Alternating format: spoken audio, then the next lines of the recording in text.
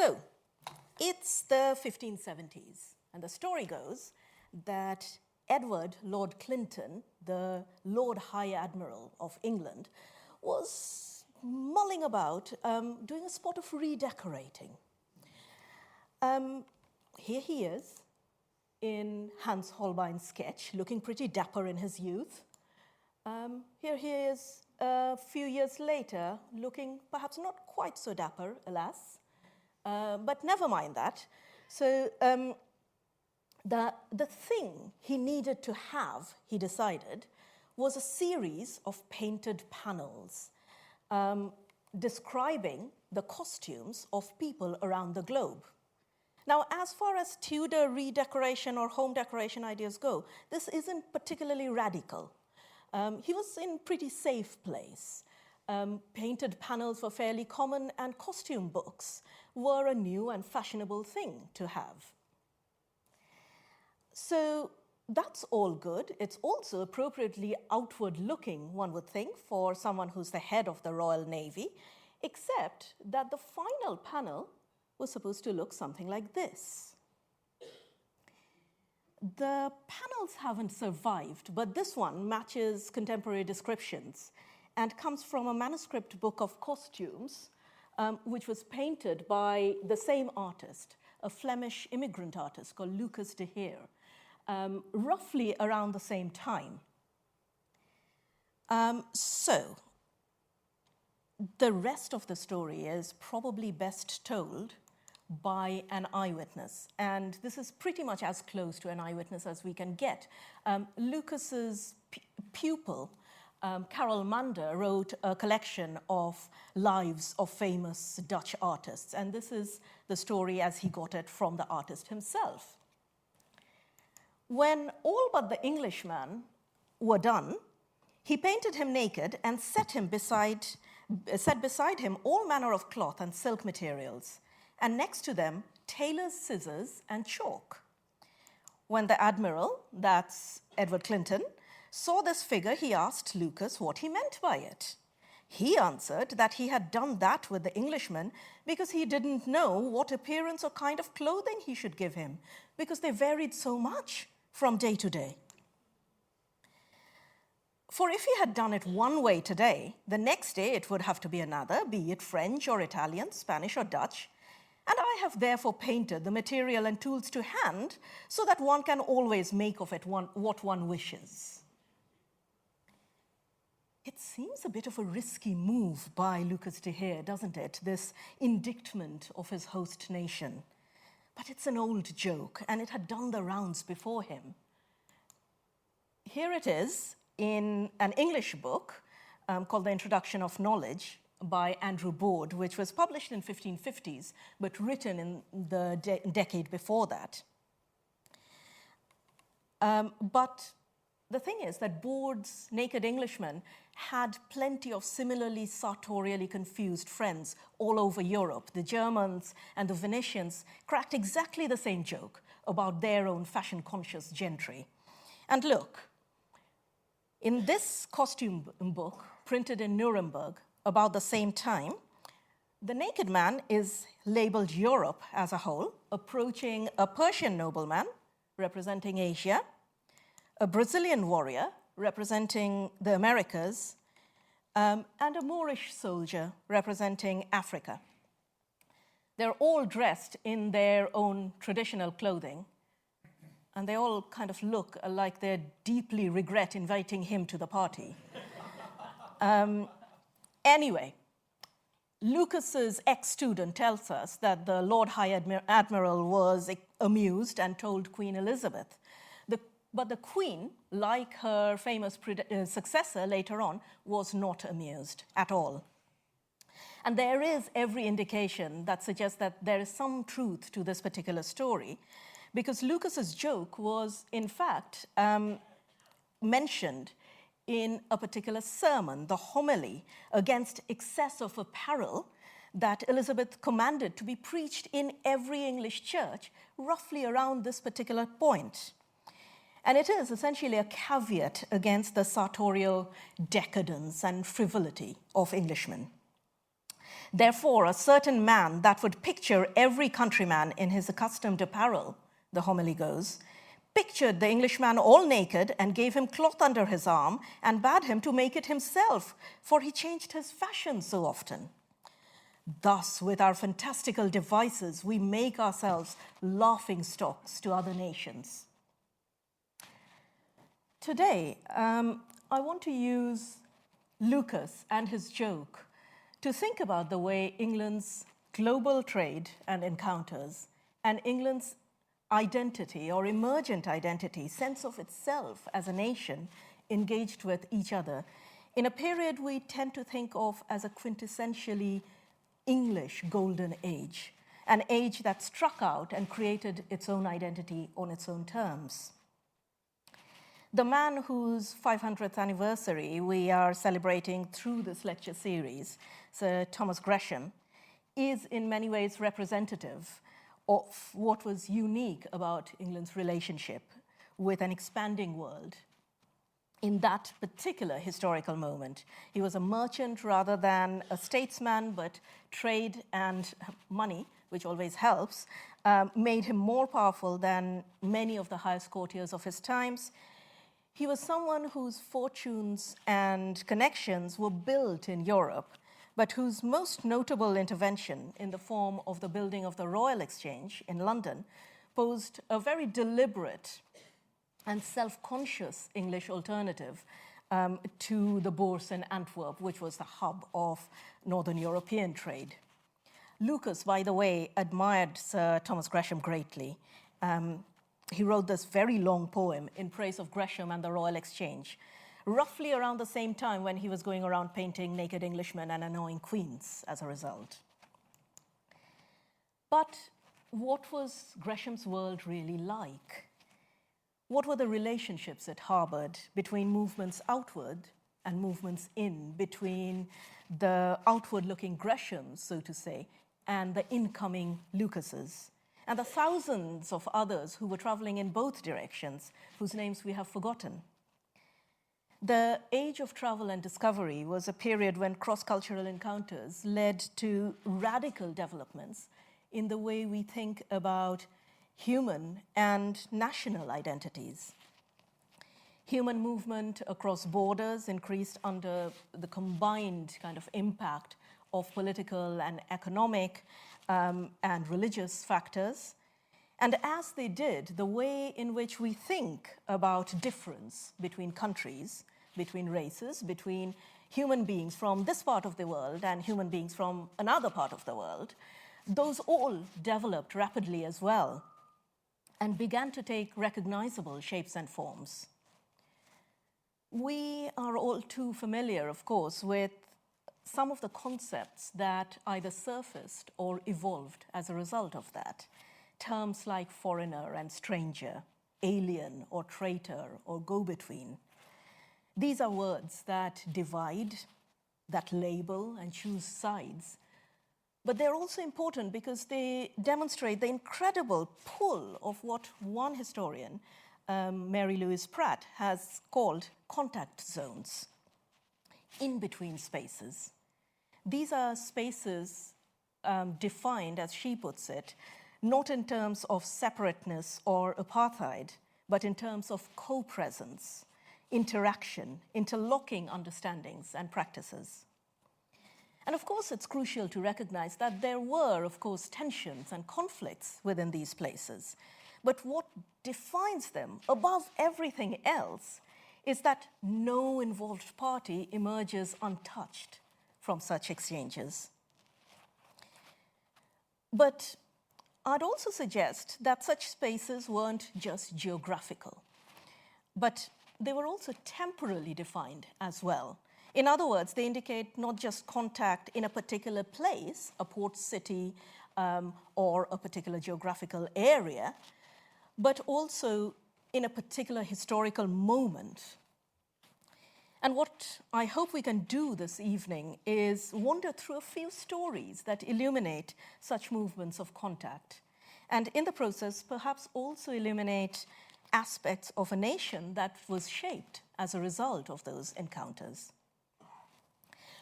So, one of the things that Lucas's joke highlights is the understanding that that dark little thread of anxiety running through all those jokes about, sartorially confused Englishmen weren't unfounded. English tastes and fashions really were notably fast-moving and all-consuming in this period. And London, both as the heart of the court and of the political system, exemplified that. As one particular 17th century antiquarian and historian of London observed, it was, he says, a city filled abundantly with all sorts of silks, fine linen, oils, wines and spices, perfection of arts, and all costly ornaments and curious workmanship. And that's a crucial thing to recognize, I think, because people like Lucas or Thomas Gresham really did live in a period of remarkable change. And of course, that change or metamorphosis through human mobility, through human trade, wasn't limited to England alone. To many European subjects in the 16th century, it must have seemed like their world had gone larger and smaller at the same time. Astounding new geographical discoveries, faster ships, links to networks of trade and diplomacy, and above all, human mobility, some willing and some by force or sheer necessity, left their mark on European life and imagination in general. At first, England wasn't as caught up in these major global trends as, say, the Portuguese or the Spanish or the Venetians. But within 50 years or so, that position would change utterly. And we're talking basically, essentially within Thomas Gresham's lifetime. And in fact, a great early indicator of that change is Gresham's Royal Exchange, which opened in the city in the 1570s. And this is a later etching, of course, Wenceslas Holler's 17th century etching of the Royal Exchange, which shows its main courtyard surrounded by 2 floors of shops. These were little cubicles, really, about 5 feet by 7 feet. But there were 120 of them. Shops like these were chock full of luxuries and imported goods, and those ranged from newly fashionable blue and white porcelain imported from China, which actually comes to England in the Tudor period, long before the 18th century craze for it, to textiles, gold Parisian buttons, Venetian looking glasses, Spanish shoes and hats, Italian perfumed gloves. Later, there would be beaver hats from North America, tobacco from Virginia, block-printed cotton from India. We can gauge how central Gresham's exchange was in the changing cultural life of London and England in general by the fact that both Gresham and the Royal Exchange crop up multiple times on the public stage, 20, 30, 40 years later. And of course, we all know that being a presence in popular culture surely is the zenith of a businessman's personal success. So Gresham has a starring role too in his own time. Gresham becomes a leading character in Thomas Heywood's not very snappily titled, "If You Know Not Me, You Know Nobody." Second part, it's a sequel. In another play, Thomas Middleton's A Chaste Maid in Cheapside, a character very casually compares his pregnant wife's preference for trinkets to all the gaudy shops in Gresham's Bourse.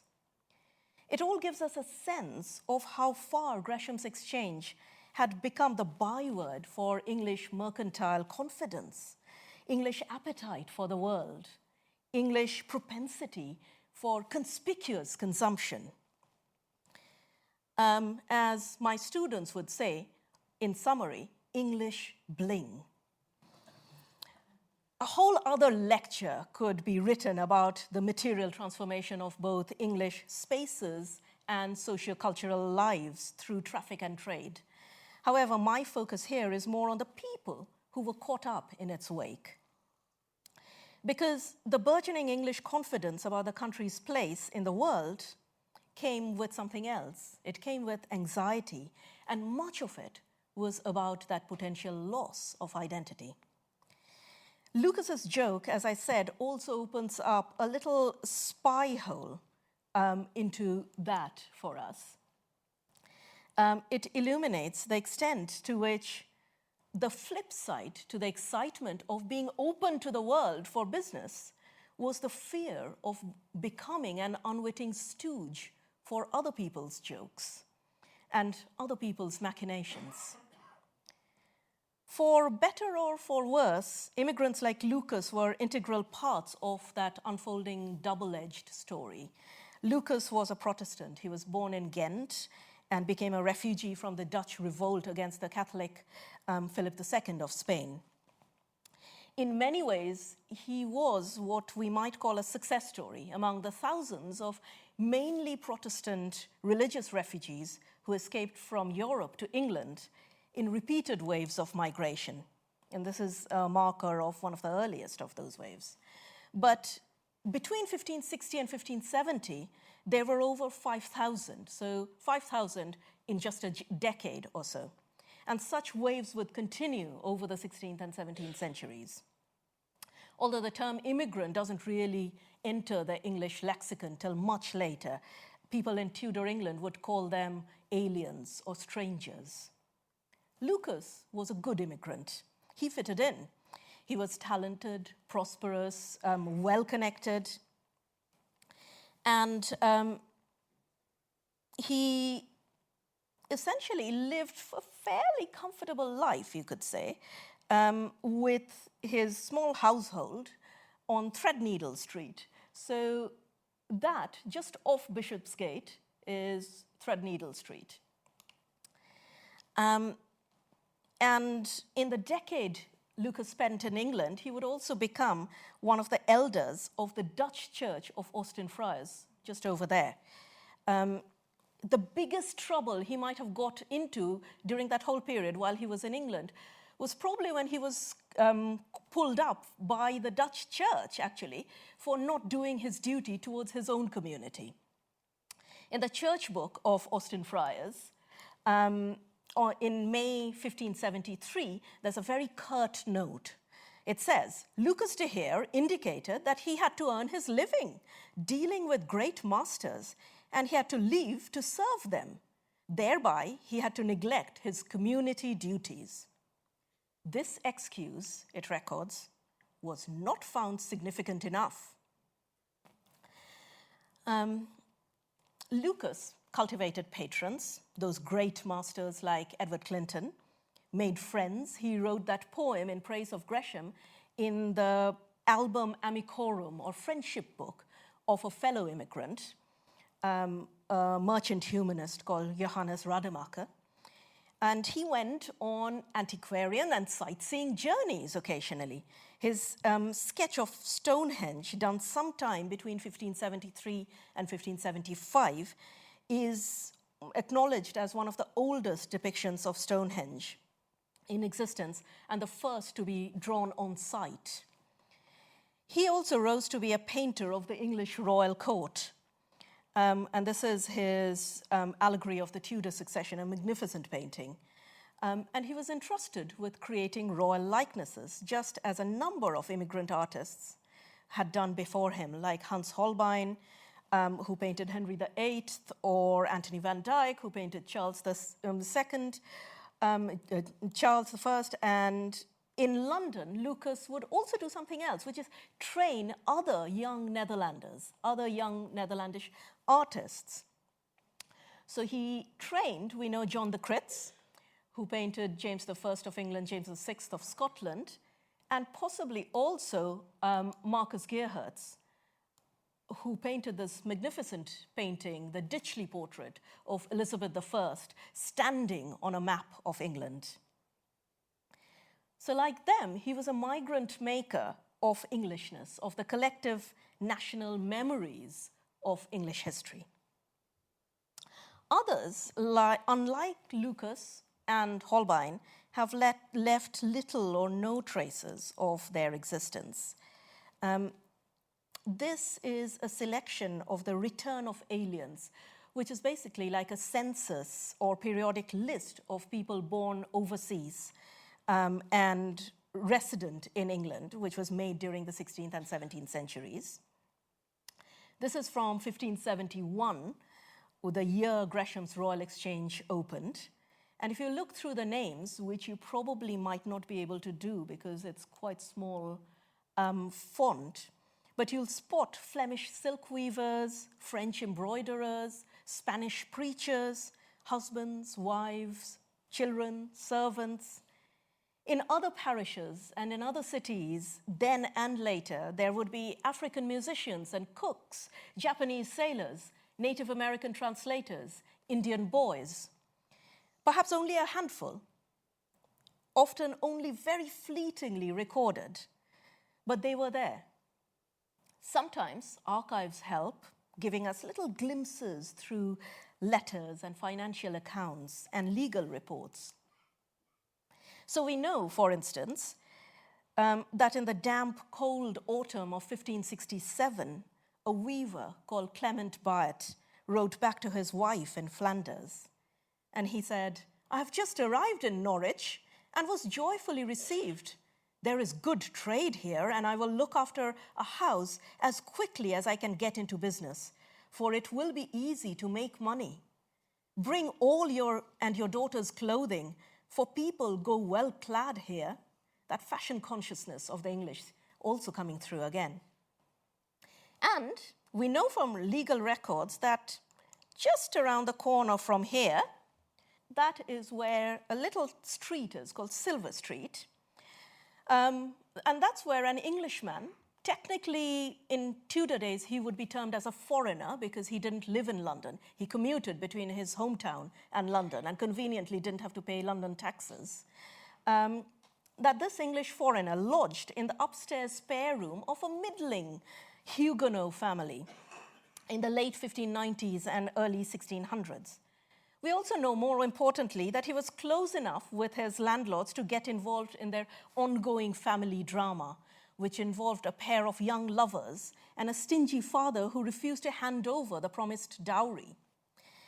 The English lodger mediated and negotiated and testified, and we have his testimony in court, all in between writing plays like Othello, Measure for Measure, and King Lear.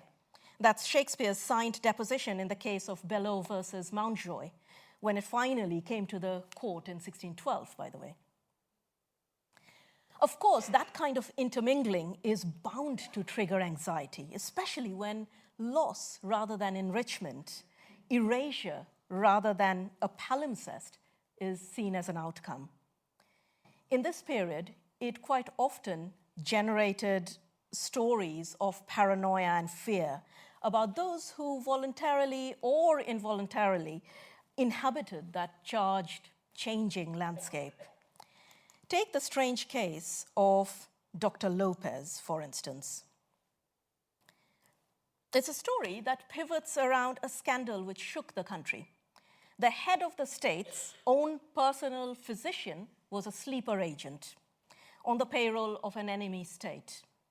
In January 1594, Rodrigo Lopez, doctor to Elizabeth I and to many of her principal courtiers, was arrested by the Earl of Essex, the Queen's favorite. Essex later would write a boasting letter to one of his confidants, spelling out how he had stamped out this Spanish conspiracy. Its intended target had been Elizabeth herself, he says. The executioner should have been Dr. Lopez. He sensationally announced, "The manner by poison." Lopez, very usefully for Essex, was a stranger. He had arrived in the country in 1559, the year when Thomas Gresham is knighted, by the way. He was well-spoken, multilingual, well-connected. There was no real evidence of his guilt, but he was a plausible pawn in Essex's power struggle in the court, thwarting a dastardly kind of Spanish plot that everyone else at the court had missed, made Essex look good. Lopez was imprisoned at the Tower, and in June 1594, he was hanged, drawn, and quartered. Elizabeth couldn't go against the decision of Lopez's trial, but the fact that she took months to sign the death warrant and returned his estate to his English wife and half-English children suggests that she may not have been quite convinced about his guilt either. What we're more conscious of now, more than ever perhaps, what sings out from those dusty documentary evidence of court records and contemporary gossip is that what damned Rodrigo Lopez was uncertainty about his identity, his in-betweenness. Now, it's fairly well established that while the God-fearing people of the country sympathized with the plight of European religious refugees, many of them also felt anxious about the influx of foreigners, refugees or otherwise, and the way it changed their familiar world. It wasn't just a matter of foreign fashions and trends that made Englishmen the subject of ridicule. Some changes were far more basic, far more fundamental. Like Lucas and like Lopez, foreign migrants brought their own skills and professions with them. They set up shops, they competed with the locals for what was seen quite often as limited local resources.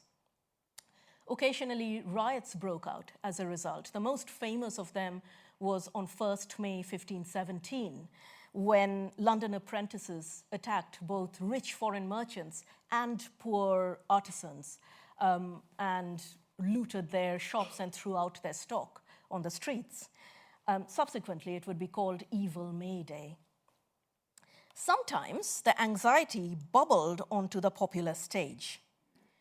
In 1576, a play was performed called Tide Tarrieth No Man. And yes, I mean, Tudor titles are nothing if not catchy. But this particular one is quite interesting because there's a man in it, in one particular scene, who is talking to an agent about buying a house. He likes what he sees, but there's one problem. I am but a stranger, he says. Won't the neighbors object to, foreigners buying up property and pricing out the local English? Not in the least, says the agent. For among us now, such is our country's zeal that we love best with foreigners to deal.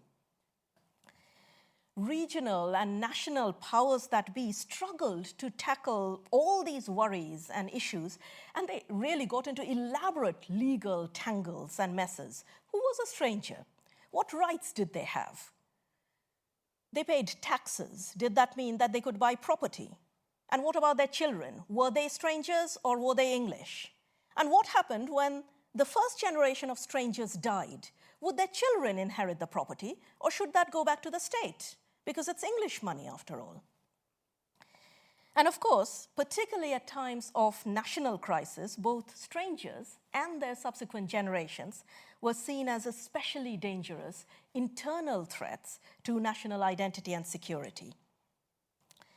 Time for another catchy title of a Tudor play, this time a 1580s post-Armada play by Robert Wilson called The Three Lords and Three Ladies of London. This one has a scene in which a handful of villains, who are all personifications of various unsavory professions, are trying to convince a mate to side with an invading Spanish army. He's not too keen, though, and he says, "Whatever ye do, be not traitors to your native country." But they remind him, "'Tis not our native country. Thou knowest, I, Simony, am a Roman, dissimulation a mongrel, half an Italian, half a Dutchman, fraud, so too, half French and half Scottish. And thy parents were both Jews, though thou wert born in London." Essex's case against Rodrigo Lopez fed into all that tension and anxiety. It turned what might have been simmering under the surface, a frustration with a perceived invasion of an English way of life, into the threat of a real invasion. What did it mean to settle in the country, to become an English subject? how could you know if someone truly belonged? Though Lopez conformed to the Anglican Church, news and gossip about him kept zooming on to the one fact that he was a second-generation Portuguese Marrano, or New Christian, a Jew converted to Christianity. During Lopez's trial, the English repeatedly point out that he was a stranger and a Portugal, and therefore not to be trusted, obviously. The Portuguese, on the other hand, were all too willing to distance themselves from him by claiming that he was a crypto-Jew. He wasn't a true Portuguese, or indeed a Christian.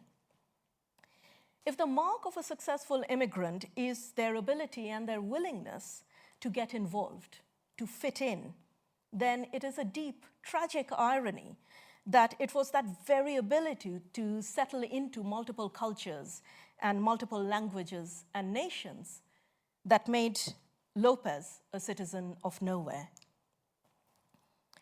But before we start imagining that the traffic that threatened and shaped articulations of Englishness was only incoming, however, it's worth reminding ourselves that significant numbers of the English were, of course, going outwards as well, exactly in the same period. And they were driven by multiple imperatives, fashion, faith. Some of them were also religious refugees seeking shelter in European Catholic nations. Others headed towards the buzzing trade routes of the Middle East and Asia. They too were part of that fluid, expanding world.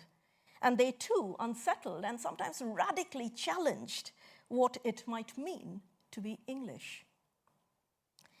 In the years after Gresham, one person who would enter the history books and popular English theatre was a notorious English pirate, and his name was John Ward. John Ward, aka Jack Ward, or also known as Jack Birdie. And if you're wondering, then the answer is yes. You can see his shadow looming behind all the piratical Jack Sparrows of our present-day film franchises. But John Ward also stood for all that horrified, worried, and still sneakily fascinated England in this period. Ward converted to Islam under the name of Yusuf Rais and retired with his wealth to Tunis under Ottoman protection. He even had a play written about him in 1612 called A Christian Turned Turk. And there, English theatre goers would see an Englishman on stage renounce his identity. "What is it I lose by this my change," he says. "My country? Already 'tis to me impossible. My name is scandaled? What is one island compared to the Eastern monarchy?" Real life was possibly even stranger. In the June of 1586, William Harborne, who was the first English ambassador to Constantinople or Istanbul, the Ottoman court, wrote a letter which hints at what's probably one of my absolute favorite stories from this period. Now, Harborne was trying to make a very sensitive negotiation with the Ottomans. He was trying to free a group of English sailors who had been taken prisoner. The person who would decide the fate of the prisoners was the Ottoman governor, or Beglerbeg of Algiers, a man called Uluçeli Pasha. But Harborne wasn't writing to him. His letter was addressed instead to the Pasha's treasurer, an eunuch called Hasan Aga. But Harborne wrote to him as one Englishman to another. Referring to the biblical story of Joseph and his brothers in Egypt, he writes, "I trust you be ordained another Joseph, to follow his example in true piety in such sort that notwithstanding your body be subject to Turkish thraldom, yet your virtuous mind free from those vices." In return, he says that Hasan Aga would be promised the favor of his queen and country. We don't know whether the prisoners were ultimately freed, and neither do we know what happened to Hasan Aga, the recipient of that letter. The only other trace of him is a chance portrait in a contemporary German traveler's notebook, looking back at us in full Turkish costume. But 13 years after Harborne wrote his letter, an English book would preserve a trace of who he was and who he used to be. Within the pages of Richard Hakluyt's monumental collection of English travels called Principal Navigations, Voyages, and Discoveries of the English Nation, a whole history of adventure and captivity and transformation of a young man from Bristol, Samson Rowley, is condensed in one single terse headnote. To Hassan Aga, eunuch and treasurer to Hassan Bassa, king of Algiers, which Hassan Aga was the son of Francis Rowley of Bristol merchant, taken in the Swallow. One final story, I think we've got time for, about that complicated and tangled story of global traffic and trade and the making of England and Englishness. It's the middle of summer, and I am on a taxi ride from Panaji, which is the modern capital of Goa in Western India. And yes, this is the moment your worst nightmares have come true. I'm unleashing my summer holiday photos on you. At the end of a good 2-hour bone-jarring drive is a small, secluded white building. During the monsoon rains last summer, it was surrounded by out-of-control greenery, lush and overwhelming, and you were greeted with what sounded like a serenade by about 1,000 frogs as you got out of the car and rushed to the sheltered portico away from the driving rain. This is Rushall, one of the earliest seminaries or training colleges for Christian missionaries in Asia. It was established in the 16th century by the Jesuits to convert and civilize Portuguese-held Goa and the larger Portuguese Empire in the Indies. It's still an active seminary, though no longer run by the Jesuits. The journey, in some ways, was a step into unknown territory for me. It was a homecoming to the country where I had grown up, but not quite, because Goa, which was under Portuguese rule till the 1960s, has always been slightly anomalous in the history of India. It was also stepping into a new medium. I had been to Rushall before as a researcher, but this time I was going with a recorder and mic-wielding radio producer because I was going to make a radio documentary about one particular person. And that's pretty different from talking to friendly faces in situ. But as I said, I was in Goa in search of a man. In 1579, when Thomas Gresham was dying in London, another Thomas, a man called Thomas Stephens, landed in Goa. Now, Thomas Stephens fascinated me originally because he's the first documented Englishman in India. But what grew to fascinate me even more, I think, was that Thomas Stephens was also a product of that fluid, changing England that we've been exploring. And his story exemplified some of the unpredictable ways in which that nexus of global traffic and trade and human mobility could complicate national identities, national allegiances. Stephenson's life reads like a kind of old-fashioned boy's own adventure, really. He was a Catholic who was seen as a potential traitor and troublemaker in Protestant England. He narrowly avoided imprisonment when he fled to continental Europe. The person he was escaping the country with wasn't as lucky. He was captured and brought back to the Tower of England and essentially spent his entire life in captivity. But years later, when the first English trading ships arrived in India in 1583, and I'm talking 20 years before the East India Company was even born, the English merchants on that trading ship were promptly arrested, essentially for industrial espionage by the Portuguese. The Portuguese didn't like these Englishmen wandering around looking for trade in their stronghold. It seemed quite certain that these poor people would be shipped back to the Inquisition in Europe, and no one wants that. But Stephens, by then known as Padre Estevan, came to their rescue. He bailed them out and possibly helped them to escape. Why? Was he unable to refuse help, thinking of the family and friends he had left behind in England? Or was he simply pleased to see his fellow countrymen? Did shared Englishness trump religious difference? In any case, thanks to Stephens, the small group of Englishmen would escape the Portuguese stronghold of Goa, and of that small party, at least one of them would return back to England 8 years later to tell the story of their adventures in India. And soon after that, Elizabeth I gave permission for the establishment of the East India Company. So there's a contradiction.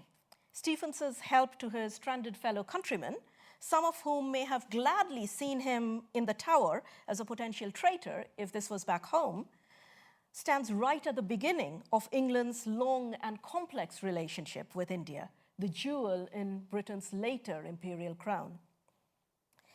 An even bigger contradiction emerged when I was looking more into Stephens's life in Goa.